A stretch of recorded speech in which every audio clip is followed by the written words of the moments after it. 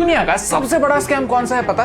Diamond scam. इस scam के शिकार हम हैं, शायद आप भी हैं, और जल्द ही बक्सवाहा जंगलों के लाखों पेड़ और प्राणी भी इसका शिकार होने वाले हैं। मध्य प्रदेश के बक्सवाहा जंगलों के नीचे एक बड़ी डायमंड माइन डिस्कवर हुई है, जिसके लिए 2 लाख से ज्यादा पेड़ काटे जाने वाले हैं, और वो भी एक स्कैम के लिए। तो प्लीज आई रिक्वेस्ट यू, अगर आपको एनवायरनमेंट के साथ साथ आपके पैसे भी बचाना है तो हमें आपके अगले 5 मिनट दीजिए और समझिए कि हम इसे स्कैम क्यों कहते हैं। ये वीडियो आपको प्रॉब्लम सुनाकर, डराकर, इमोशनल ब्लैकमेल करने के लिए नहीं, कुछ लॉजिकल सवाल पूछने के लिए, कुछ सोल्यूशन सजेस्ट करने के लिए। अगर आपको हमारी बातों में सेंस लगता है तो इस वीडियो को ज्यादा से ज्यादा लोगों के साथ शेयर कीजिए, एक कॉन्वर्सेशन स्टार्ट कीजिए। ये है मध्य प्रदेश का छतरपुर डिस्ट्रिक्ट और ये है बक्सवाहा फॉरेस्ट। यहाँ कई मेडिसिनल प्लांट्स और प्रोटेक्टेड एनिमल्स रहते हैं, but don't get to attached, क्योंकि कुछ ही सालों में ये हरियाली गायब होने वाली। क्योंकि हमें जमीन के ऊपर क्या है इसमें नहीं, जमीन के नीचे क्या है इसमें इंटरेस्ट। डायमंड्स। बक्सवाहा के जंगलों के नीचे कोई छोटी मोटी नहीं, भारत की सबसे बड़ी डायमंड माइन मिली है, जिसमें अप्रोक्सीमेटली 34 मिलियन कैरेट्स के रफ डायमंड्स मिल सकते हैं। लेकिन इस खजाने तक पहुंचने के लिए हमें एटलीस्ट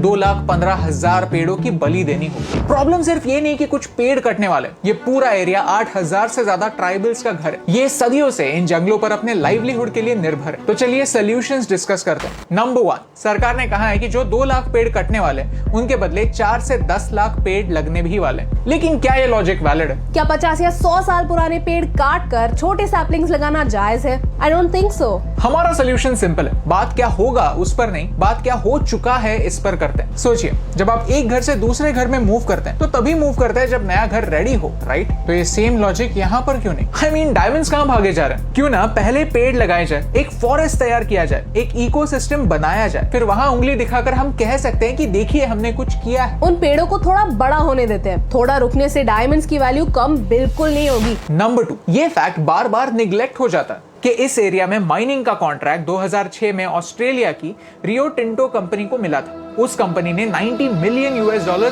खर्च भी किए, लेकिन फिर भी 2016 तक माइनिंग शुरू नहीं हो पाई। Environmental concerns, protest, litigation reports, इस पूरे साइकिल से एक कंपनी ऑलरेडी गुजर चुकी है। फिर भी 2019 में सिमिलर कॉन्ट्रैक्ट के लिए फिर से बिडिंग शुरू की गई। क्या हम सब हमारी पिछली गलतियों से कुछ भी नहीं सीखते, या ये बिड्स सिर्फ बीच में पैसे खाने का एक जरिया है? हमें ये बिल्कुल नहीं पता। पता बस इतना है कि पहले ऑस्ट्रेलियन कंपनी को ये कॉन्ट्रैक्ट 954 हेक्टेयर्स के लिए मिला था, और अब ये कॉन्ट्रैक्ट सिर्फ 382 हेक्टेयर्स के लिए मिला है। और उसमें से भी सिर्फ 62 हेक्टेयर जमीन एक्चुअल माइनिंग के लिए यूज होने वाली है, और बाकी की जगह डंपिंग और डेब्री के लिए, बेसिकली वेस्ट के लिए यूज होने वाली है। तो क्या डेब्री के लिए इतने सारे पेड़ों को सैक्रिफाइस करना लॉजिकल है? प्लस बक्सवाहा में ऑलरेडी पानी की कमी है, इस एरिया को ऑलरेडी सेमी क्रिटिकल डिक्लेयर किया गया है। इस माइन के लिए 5.9 मिलियन क्यूबिक मीटर पानी हर दिन इस्तेमाल होने वाला है। ये पानी अवेलेबल करने के लिए जो डैम बनाया जाएगा वो दूसरे एरिया में वाटर स्कैर्सिटी पैदा कर देगा। नंबर 3, अब बात करते हैं स्कैम के बारे में। किसी महान इंसान ने कहा है कि सबसे बढ़िया चोरी वही है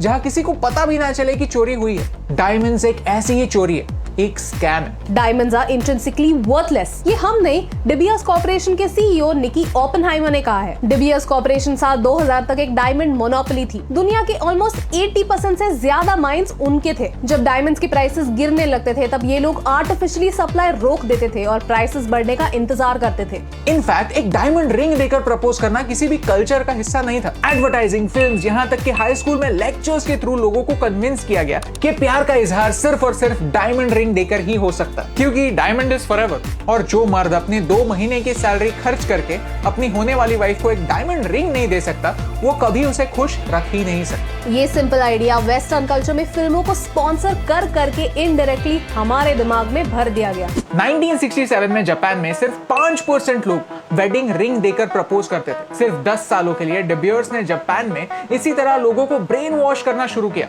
10 सालों में जापान का आधा पॉपुलेशन डायमंड वाली रिंग्स देकर प्रपोज करने लगा। डायमंड इज फॉरएवर, हीरा है सदा के लिए। ये ब्रेन वॉशिंग कैंपेन इतना बड़ा है, इतना बेहतर है, इतना डेंजरस है कि हम ये जान भी नहीं पाते कि जो चीज हम खरीद रहे हैं उसकी कोई वैल्यू है ही नहीं। आप खुद ट्राई कीजिए, आपके डायमंड सेल करने की कोशिश कीजिए। जैसे गोल्ड का एक स्टैंडर्ड रेट आपको मिलता है, एक रीसेल वैल्यू होती है, वैसे डायमंड का कोई रीसेल वैल्यू है ही नहीं। जब हम डायमंड प्रोडक्शन के लिए एक्चुअल वैल्यू की चीजें, पेड़, पानी, हमारा वेल्थ खर्च करते हैं और बदले में एक ऐसी चमकीली चीज पाते हैं जिसकी कोई वैल्यू है ही नहीं, तो ये स्कैम ही हुआ, राइट? ये बात सुनकर गुस्सा आता है, because actually a diamond is not forever. All you need to destroy a diamond is oxygen. एक डायमंड को अगर 700 डिग्री के टेम्परेचर तक गर्म कर देंगे तो फिर वो वही बन जाएगा जो वो एक्चुअल में है, कार्बन। अल्टीमेटली हमें यह समझने की जरूरत है कि डायमंड माइन हो या कोल माइन, वो हमें किसी खुले मैदान के नीचे नहीं मिलने वाली, वो पेड़ों के ही नीचे मिलने वाली है, क्योंकि पेड़ों में फंसा हुआ कार्बन ही है जो सदियों के प्रेशर की वजह से कोल में या फिर डायमंड में कन्वर्ट हुआ है। अगर हमें जमीन के नीचे का खजाना चाहिए तो जमीन के ऊपर के खजाने को बाय बाय कहना ही होगा।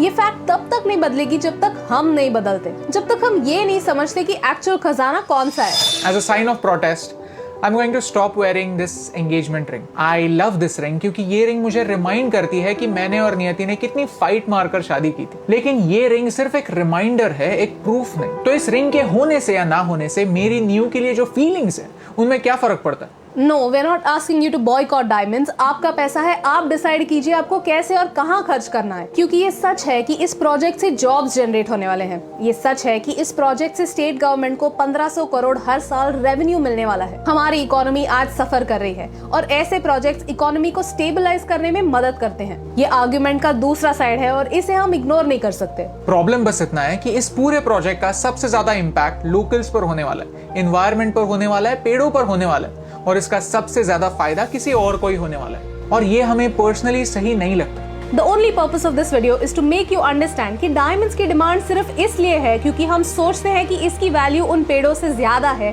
जो इसकी माइनिंग में कटते हैं। जब तक हम नहीं बदलते कुछ नहीं बदलने वाला, बस पोस्टपोन होने वाला है। अगर आपको हमारी बातों में सेंस लगता है तो प्लीज इस वीडियो को शेयर कीजिए। Tag your favourite actors, leaders, influencers. शायद इस वीडियो की वजह से इन द फ्यूचर कोई एक्टर डायमंड्स की प्रमोशन को ना बोले। शायद कल किसी फिल्म में प्रपोजल का सीन ऐसे ना दिखाया जाए। शायद हम में से कुछ लोग ये समझने लगे कि हमें कैसे यूज किया जा रहा है। ये दुनिया हमारी है। इस पूरी दुनिया में हमारी जरूरतों के लिए रिसोर्सेज अवेलेबल हैं, लेकिन हमारी ग्रीड का इलाज ना कोई ढूंढ पाया है और ना कोई ढूंढ पाएगा। लेकिन जब चुनना पड़ता है कि कार्बन ज्यादा इंपॉर्टेंट है या ऑक्सीजन, तब चॉइस क्रिस्टल क्लियर हो जाती है। और यही सिंपल सी बात आप तक पहुंचाने से मुझे फर्क